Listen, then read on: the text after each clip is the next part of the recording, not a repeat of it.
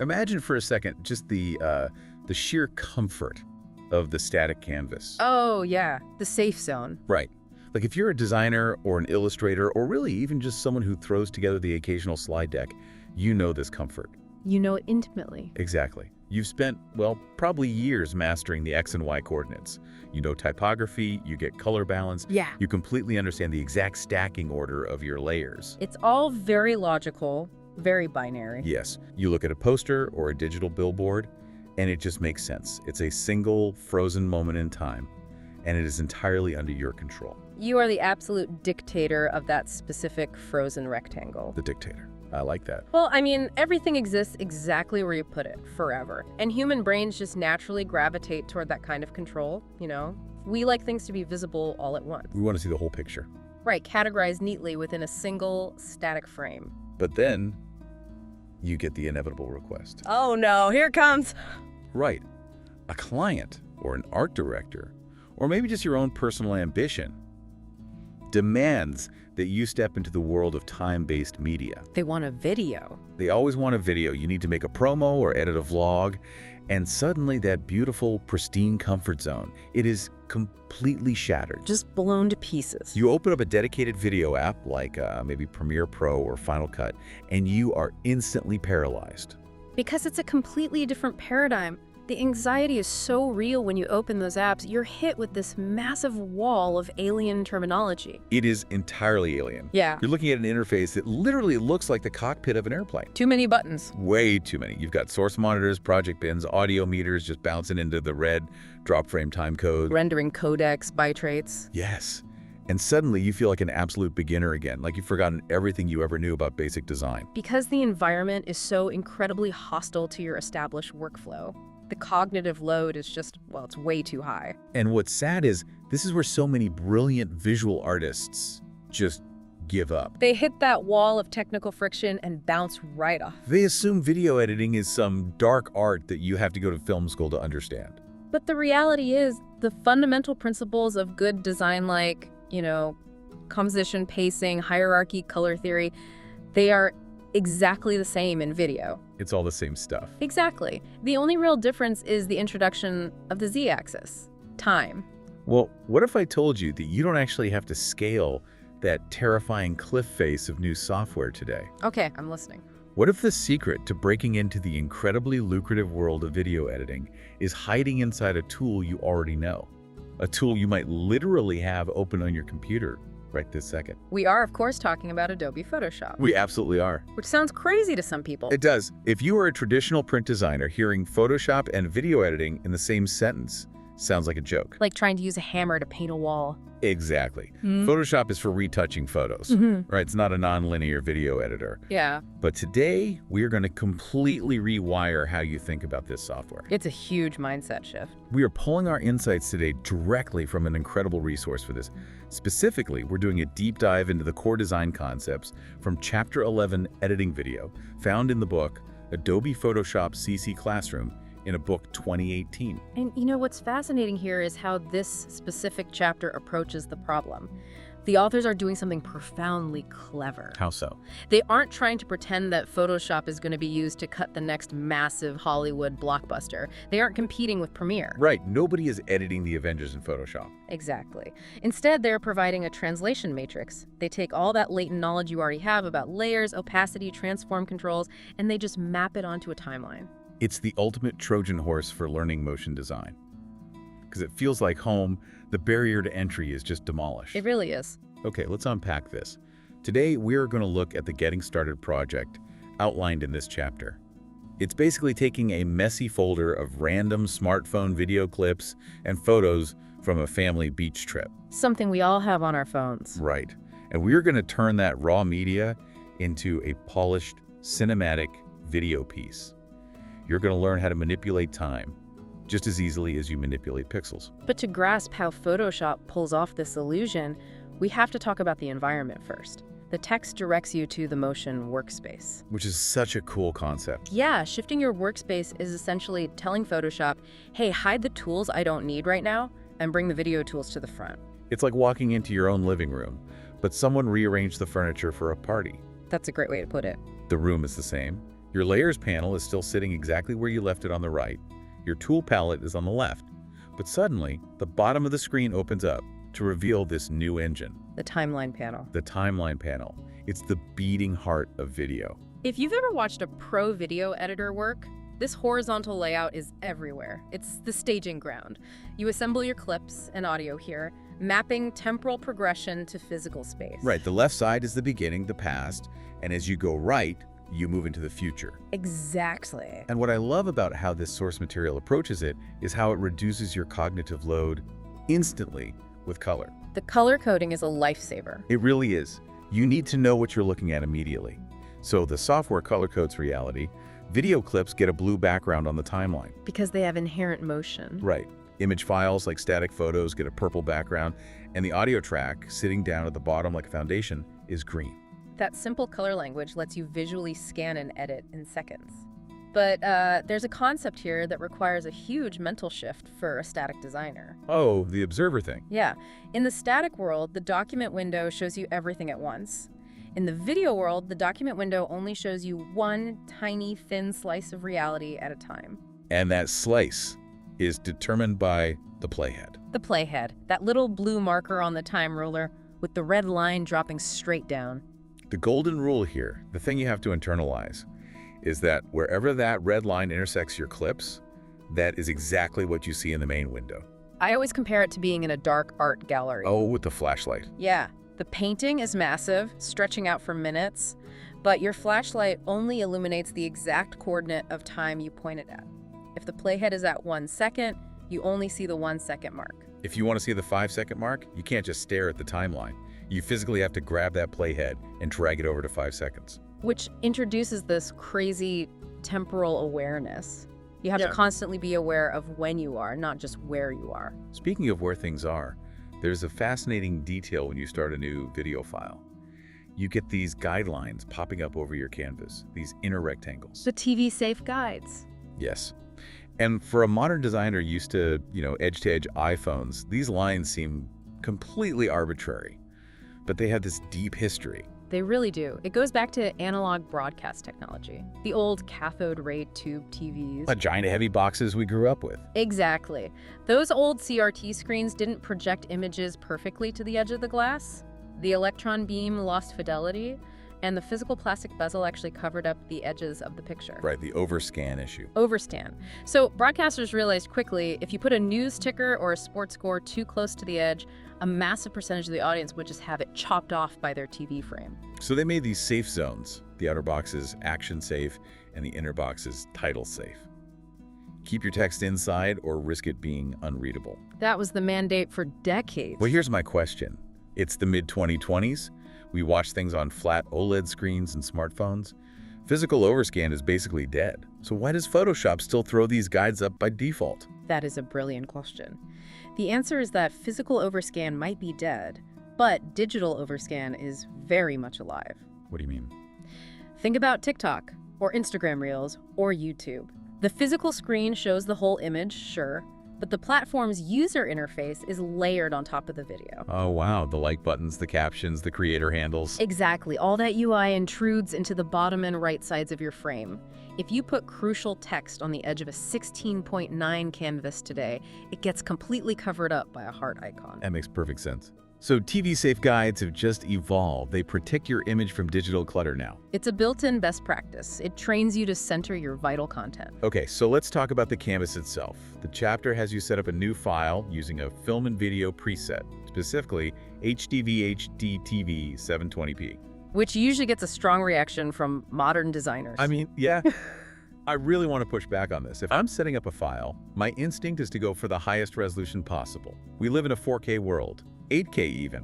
Why are we purposefully degrading our canvas to 720p? Isn't that ancient? On paper, sure. 720p is 1280 by 720 pixels, which seems tiny next to a 4K file. But the text has a profound pedagogical logic here. Okay, convince me. Well, first, look at the source material. We're editing casual smartphone beach footage.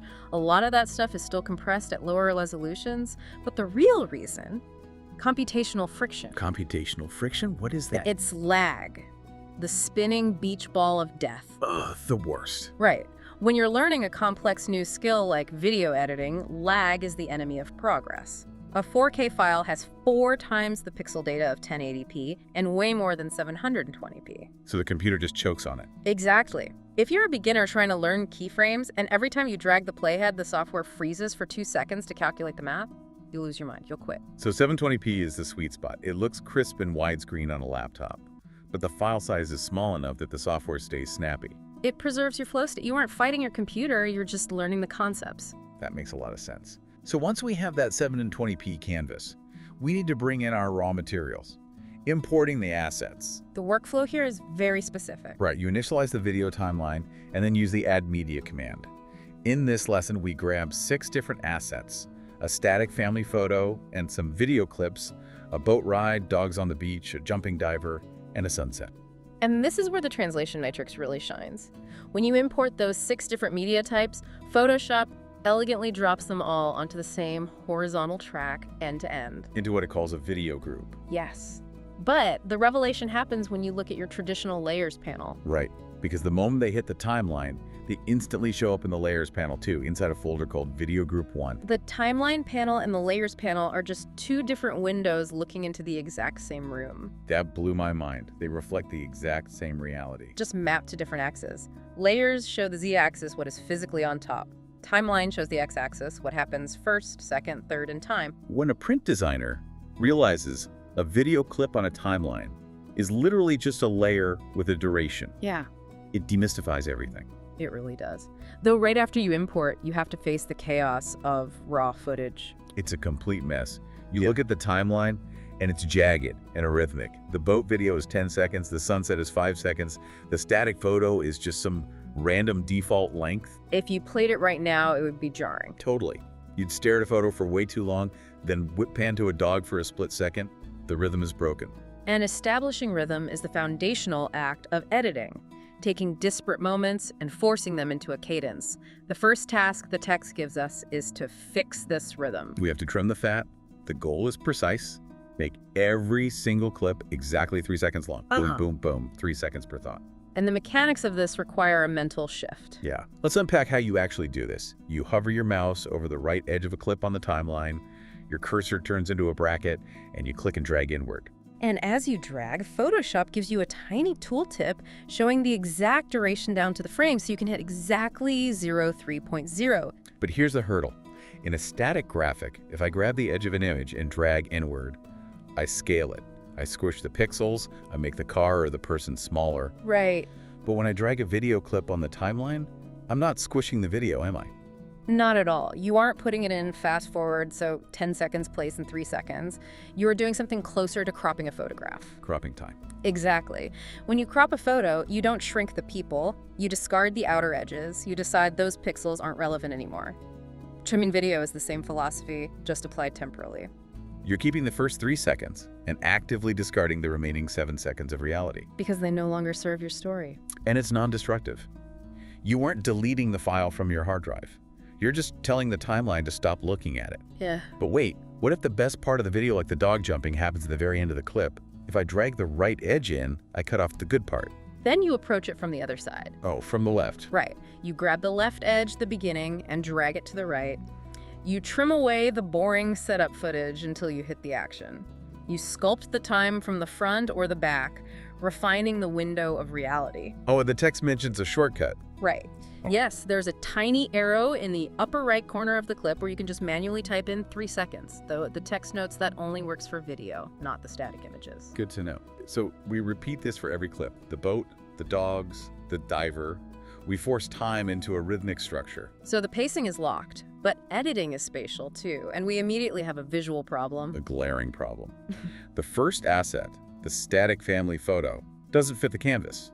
We set up a 16.9 widescreen canvas, but this photo was probably taken holding a phone vertically. The aspect ratios are completely in conflict. So you drop it in and you get these massive, ugly black bars on the left and right. It looks like a cheap slideshow. Very amateur. If I'm a Photoshop power user, my instinct is to hit Command-T, get the free transform box, hold Shift, and manually drag the corners out until the photo covers the whole canvas. The traditional static workflow. But doing that carries a risk, especially for beginners. Why? Because every time you manually scale a raster image, you force the computer to interpolate pixels. You risk degrading the quality. Plus, you might accidentally skew the image if you mess up the hotkeys, making the family look stretched.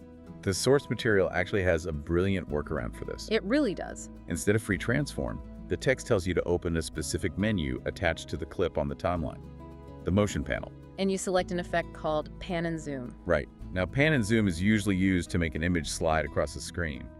But we don't want it to move, we just want it to fit. The secret is a single checkbox in that menu. Resize to fill canvas. Yes. You check that box, and instantly, Photoshop calculates the aspect ratio, looks at your photo, and scales it flawlessly to eliminate the black bars. It does the math for you. But then, and this is the genius part, immediately after you check the box, the text tells you to change the setting back to no motion. So you basically hire the animation algorithm to do the complex layout math, and then fire it before it actually animates anything. Exactly. It locks in the perfect spatial fit non-destructively, but keeps the image static. It's a great example of letting the machine do the heavy lifting. Never do manually what the software can do algorithmically. I love that. Okay, so the canvas is filled, the black bars are gone, the pacing is a tight 3 seconds per clip. But if we watch it now, It's still missing something. We have moving dogs, moving boats, but then a static photo. It feels lifeless. To make it cinematic, we have to inject motion. We have to cross the threshold into true video editing. here's where it gets really interesting. We have to talk about keyframes. Keyframes. Just the word sounds intimate, right? Like something an engineer uses. But if you understand this one concept, you can animate literally anything. It is the absolute foundation of digital animation, and the term actually has a rich history in hand-drawn animation. Like Disney. Yeah. Back in the early days, master animators didn't draw every single frame of a cartoon. That was way too tedious. They only drew the keyframes. So like Mickey Mouse at the start of a jump and Mickey Mouse at the end of the jump. Exactly, the critical poses. Then, an army of junior assistants would come in and draw all the in-between frames to make the motion smooth. The keys and the in-betweens. In the digital realm, you are the master animator, and Photoshop is your tireless army of junior assistants. I love that. So the text defines a keyframe as a marker at a specific point in time where you dictate a specific value. And a value could be anything. Spatial position, like X and Y coordinates, scale, like how big it is, or opacity, how transparent it is. You're just dropping a pin on the timeline and saying, at this exact microsecond, this text must be exactly here. Yes, but a single keyframe is useless. It's just a static layout. To create animation, you must have at least 2 keyframes, Point A and point B. a starting state and an ending state. So if I drop a keyframe at 0 seconds, saying the text is on the left, and a second keyframe at 3 seconds saying the text is on the right, what happens in the middle? Does the text just sit there for 3 seconds and then teleport? No, and that is where your junior assistants take over. The technical term for this, which the text highlights, is interpolation. Interpolation. It's math, but it happens invisibly. Photoshop looks at the distance between point A and point B. Say it's 3 seconds at roughly 30 frames per second. That's 90 individual frames. Right. Photoshop calculates the spatial distance across the screen, divides by 90, and automatically redraws the text slightly further along for every single one of those 90 frames. Generating the illusion of smooth motion while all you did was set the start and end points. You set the rules, the machine executes the labor. Let's look at the specific exercise the text uses to teach this. Animating a title sequence. The title trawl. The goal is to make a cinematic title glide over the beach shot. The text establishes a best practice right away. Create a brand new, empty video group on the timeline above your footage. Because stacking order matters. You want the text floating over the video, not trapped under it. Exactly. Then, using your standard horizontal type tool, you click the canvas and type Beach Day in all caps. And the typographic directions are incredibly specific. It asks for a clean sans serif like Myriad Pro, colored pure white. But the crazy part is the scale. The font size. Yes, it tells you to set the font size to an absolutely massive 600 points. At 600 points, Beach Day doesn't even fit on a 720p canvas. Only a couple letters are visible. The rest is hanging off in the invisible void outside the boundaries. For a print designer, text bleeding off the edge, that feels like a massive mistake. It feels wrong. but the text reassures the reader. It says, that's okay, you'll animate it to move across the image. It's intentional. You are creating a massive asset specifically so you have material to reveal over time, And then it tells you to drop the layer opacity down to 25%. turning this giant white text into a subtle, ghostly watermark. The beach video shows through the letters. It looks very premium, like a high-end documentary. So the asset is built. Now we execute the keyframes. Step 1, the playhead. You have to tell the software when the animation begins. You drag the playhead all the way to 00.00, the starting line. Step 2, reveal the parameters. On the timeline next to the purple text clip, there's a tiny twirl down arrow. Clicking that reveals the hidden properties you can animate, like transform, opacity, and style. We want to move the text physically, so we look at the transform property. And sitting right next to it is a tiny icon of a stopwatch. The universal symbol of animation. It is the switch. Clicking that stopwatch tells Photoshop, I am arming this parameter. Start recording my changes over time. And when you click it, a visual cue pops up. A small yellow diamond appears on the timeline right where your playhead is. That is your first keyframe, point A. Point A is established in time, but not in space yet. With the playhead still on that diamond, you grab the regular move tool, click the giant text, and drag it all the way to the right side of the screen. Until only the left edge of the letter B is poking in. And because the stopwatch is armed, Photoshop silently records those exact coordinates and binds them to that yellow diamond. Point A is locked. Now for point B, you drag the playhead to the end of the clip, let's say the 3-second mark. Now, here is a crucial mechanical detail that trips up so many beginners. Do not click the stopwatch icon again. Oh man, yeah. If you click it again, it turns the whole feature off and deletes everything you just did. The stopwatch is the master power switch. Once it's on, leave it on. Because it's on, Photoshop is in a state of constant vigilance. Any change you make now automatically generates a new keyframe. So with the playhead at 3 seconds, you hold the shift key to keep the movement perfectly straight, and you drag the text all the way to the left until only the letter Y is visible. In the moment you let go of the mouse, boom, a second yellow diamond automatically materializes at the 3-second mark. It recognizes the spatial change in the new temporal location and drop point B for you. And the true magic is when you drag the playhead back to 0 and hit the spacebar. The massive, transparent text just effortlessly glides across the beach footage. You didn't animate 90 frames, you just said start here and end here, and it built a cinematic sequence. It's incredibly empowering. If you can nudge a line of text on a flyer, you already have the mechanical skills to animate. You're just adding a stopwatch. It's a superpower. It really alters your relationship with the canvas. But Photoshop's true capability as a video editor isn't just moving text. It's applying its legendary image manipulation tools to moving footage. Yes, manipulating the actual reality of the video. Like, what if the footage is too dark or I want to change the mood?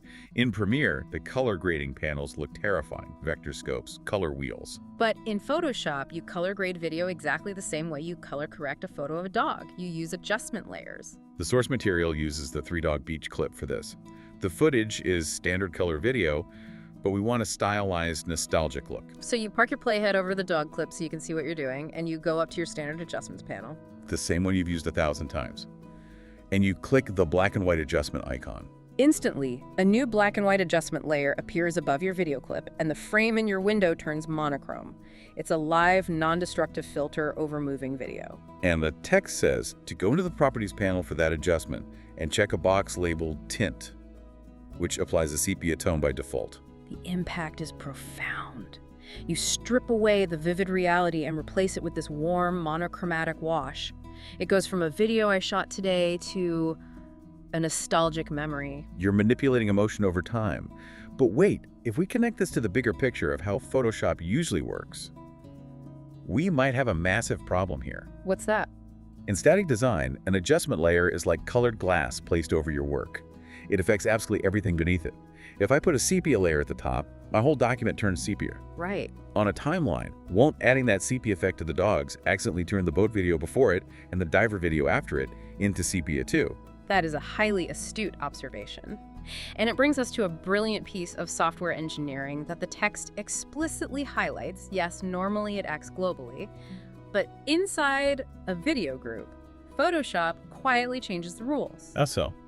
The text notes that when you apply an adjustment layer inside a video group, Photoshop automatically assumes you are editing video and it applies that adjustment only to the layer immediately below it. Oh, a localized containment field. Exactly. Because the sepia layer is stacked right above the dog clip inside the folder, the effect is bound exclusively to the dogs. It doesn't bleed backward to the boat or forward to the diver. It saves you from the absolute nightmare of isolating effects on a timeline. The text even points out that if you weren't in a video group, you'd have to use a clipping mask. Which is an extra technical hurdle. By using the video group, the software anticipates your intent. Okay, so we've color graded, we manipulated pixel values. But what about the physical framing of the video? What if the camera was static when it was shot, but I want it to feel dynamic? Animating transformations. This is essentially teaching the software to be a virtual camera operator, widely known as the Ken Burns effect. Named after the documentary filmmaker, right? Yes. He was making Civil War documentaries using static archival photographs. To bring them to life, he used a rostrum camera, a physical camera on tracks, to pan across and zoom into the photos. Turning photos into movies. And Photoshop lets us do this digitally. The chapter provides 3 distinct examples of this, scaling up in complexity. The first example focuses on the 4 dogs clip. The goal is a straightforward zoom in. So we use the automated motion panel again. We open the menu, and instead of pan and zoom, we just select zoom and pick zoom in. You can even pick where it zooms from. If the dogs are in the upper left, you tell it to focus there. You check resize to fill canvas so no black edges appear, and let it do the math. Photoshop drops the start and end keyframes for you. But the text doesn't stop there. It teaches you how to manually override the automation for more dramatic impact. It tells you to move your playhead exactly onto the final keyframe point B. And once you're parked there, you hit Command-T for free transform. Then, up in the top options bar, you manually type in a scale value of 120% for width and height. You are looking at the math the computer did and saying, that's a nice gentle zoom, but I want more intensity. You overwrite the value, forcing the virtual camera to push in much faster. It's the perfect blend of automation and manual artistic control. You are always the final author. Exactly. Now, the second example takes the training wheels off entirely. It moves away from the automated panel and has you build a camera movement from scratch using manual keyframes. This is on the 5 jumping clip, the diver. Yes, the shot is wide, but we want a dynamic vertical tilt. We want the camera to start low on his feet as he jumps and tilt up to follow his hand. But the physical camera was completely stationary. We have to invent the tilt. And to do this, the text outlines a fascinating reverse engineering approach. Instead of starting at the beginning, you start at the end. You set point B first. You move the playhead to the very last frame of the clip, let's say 14 seconds. You grab the Move tool, hold Shift to constrain it vertically, and drag the video frame down until the diver's hands are near the top of the canvas. You're pulling the hidden top pixels down into the visible area. Right. Once the framing is perfect for the end, you click the stopwatch next to position to lock it. Then you rewind, drag the playhead to the first frame. Hold Shift, drag the video frame up until his feet are framed perfectly at the bottom. And because the stopwatch is armed, Photoshop automatically drops the start keyframe. You hit play, and the software smoothly interpolates the space between them. The image slides down exactly as the diver jumps up. It looks exactly like a camera operator tilted the lens. You are directing a camera that doesn't physically exist. It's so cool. And the third example is the simplest, but maybe the most emotional. It uses the final clip, the 6th sunset. It uses the automated motion panel one last time, selecting pan and zoom, but choosing zoom out. A slow pullback. Cinematographically, a zoom out signifies finality. It pulls the viewer away from the narrative. The perfect closing shot. So visually, our sequence is a masterpiece. Rhythmic pacing, keyframe title, sepia color grading, virtual camera moves. But if we hit play right now, the experience of watching it would still feel incredibly harsh. Why is that? Because we only addressed the inside of the clips, not the seams between them. When it snaps instantly from a boat to a running dog, that's a hard cut. And a hard cut is an immediate displacement of reality. Visually, it's violent. In a slow, nostalgic video, hard cuts just feel aggressive. It lacks flow and needs an emotional glue. We need transitions, and Photoshop handles this complex visual mathematics so elegantly. Adding a transition is a literal drag-and-drop operation. It requires almost zero technical skill, so you just focus on the aesthetic choice. The text points us to the transition button in the upper left of the timeline panel. It looks like a square divided diagonally. Clicking it opens a menu of cinematic transitions. Fades, wipes, slides. But the text instructs us to use the most fundamental one, the crossfade. The dissolve. Instead of snapping from shot A to B, it slowly lowers the opacity of the first shot while raising the second.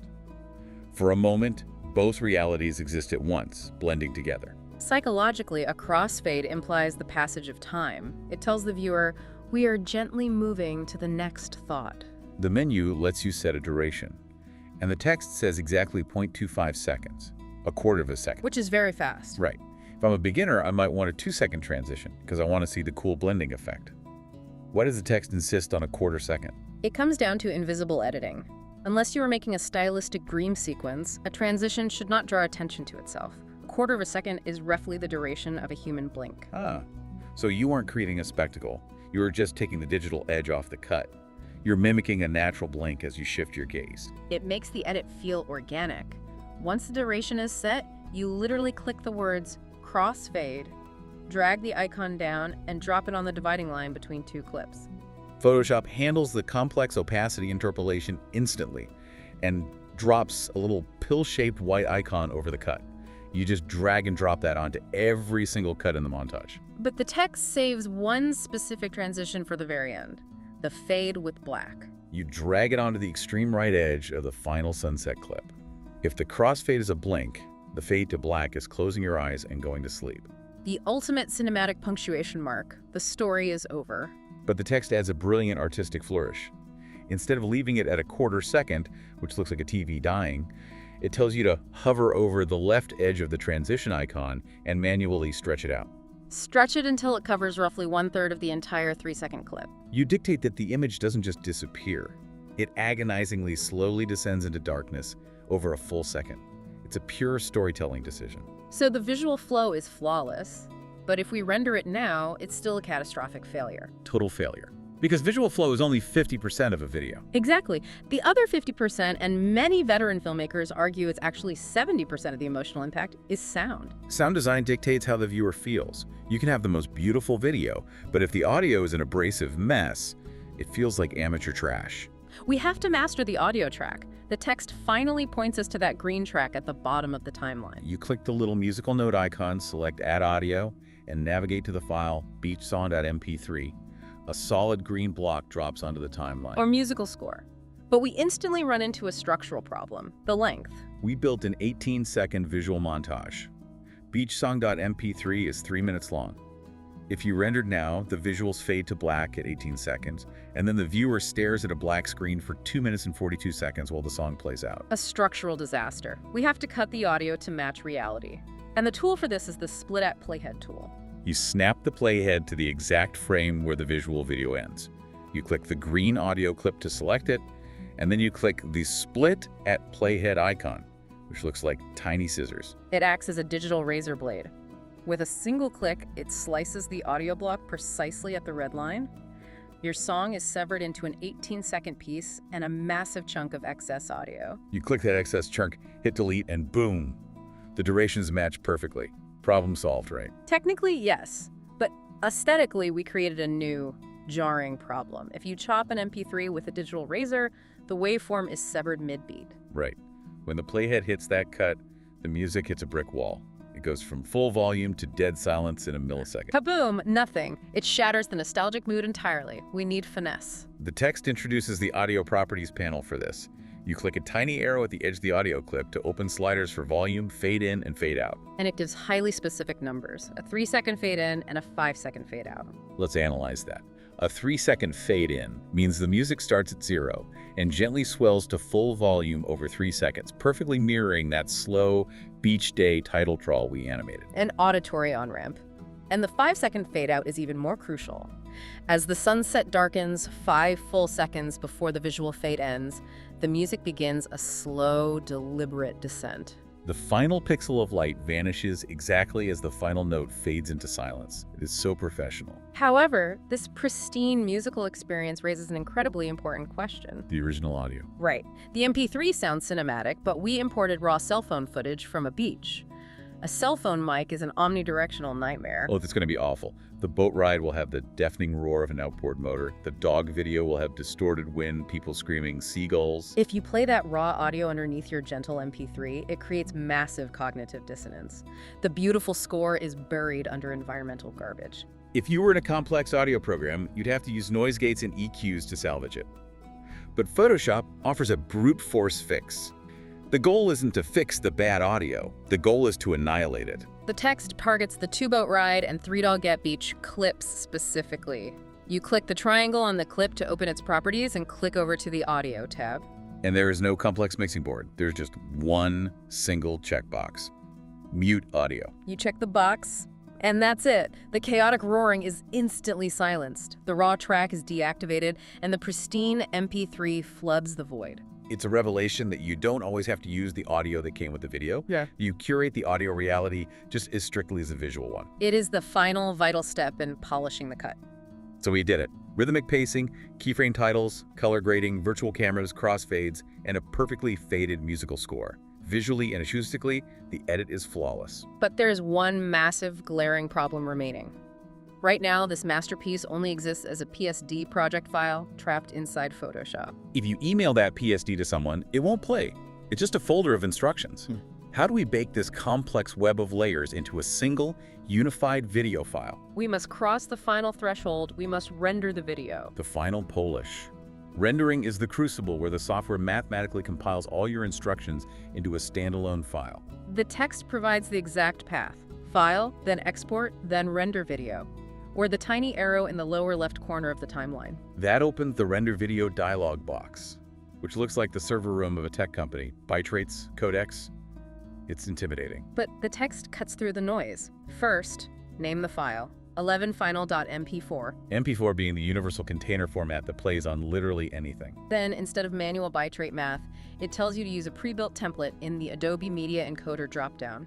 YouTube HD 720p 29.97. So deconstruct that preset because it validates our Canvas setup. YouTube means it uses an H.264 compression algorithm optimized for web streaming. HD 720p confirms our initial 1280 by 720 resolution, ensuring no unexpected cropping. And 29.97 is the frame rate, almost exactly 30 frames per second. Why not just a clean 30? Again, the ghosts of analog broadcast. When color TV was introduced in the 1950s, they had to slow down the 30 fps black and white signal by 0.1% to fit the color data without interference, resulting in 29.97. And Photoshop just handles that arcane mathematical legacy for you automatically. You select the preset, take a deep breath, and click Render, and then you wait. The text explicitly says, depending on your system, the rendering process may take several minutes. Rendering is not like saving a Word doc. You are asking your computer to do monumental calculations. We have an 18-second video at roughly 30 fps that's 540 individual frames. For every single frame, it calculates text opacity, zoom scale, sepia math, blends it, compresses it, and links it to audio. It takes time. Your laptop fans will spin up. Patience is an inescapable part of the process. You let the machine work, and when it's done, you double-click 11final.mp4 and watch your art play smoothly in a standard media player. It is the realization of a new skill set. So what does this all mean? The text ends with some review questions, and the answers feel so intuitive now. What are keyframes? They mark a point in time for a value. We know the rule of pairs. You need a start and an end state initiated by the stopwatch icon. How about transitions? Just click the transition button and drag it to a cut. And rendering. File, export, render video. We select a preset and let the computer do the math. It is an absolutely massive cognitive journey. We took a static designer, walked them into a 720p timeline, sculpted time, keyframe text, color-graded moving footage, built virtual cameras, smoothed the cuts, fixed the audio, and baked an MP4. The barrier between static design and motion design is shattered. It really is. And all of this came straight from the source text. I cannot emphasize enough how brilliant this chapter is. If you want to master this and follow along with the source files, you need this book. Absolutely. The book name is Adobe Photoshop CC Classroom in a book 2018. It is a masterclass in making complex workflows familiar. You can buy the book right now by scanning the QR code of the book link provided in the description below. Highly recommended for anyone wanting to bridge that gap. Seriously, go grab it. Yeah. And if you appreciated us unpacking these dense technical workflows, we explicitly request the audience to follow for more technical design breakdowns and career-building content just like this. We love doing this. Before we go, I want to leave you with a final thought to mull over. We spend so much energy obsessing purely over X and Y coordinates, the spatial balance of a static frame, but the moment you open a timeline, video introduces the Z-axis of time. Right? And time is not just a constraint. Time is a physical material that you can sculpt, trim, and manipulate using the exact same tools you already know. Once you internalize that, you stop being just a designer creating a pretty image. You become a storyteller. You control the rhythm of the viewer's heartbeat. So the next time you open a blank canvas, what story are you going to tell with your next 3 seconds?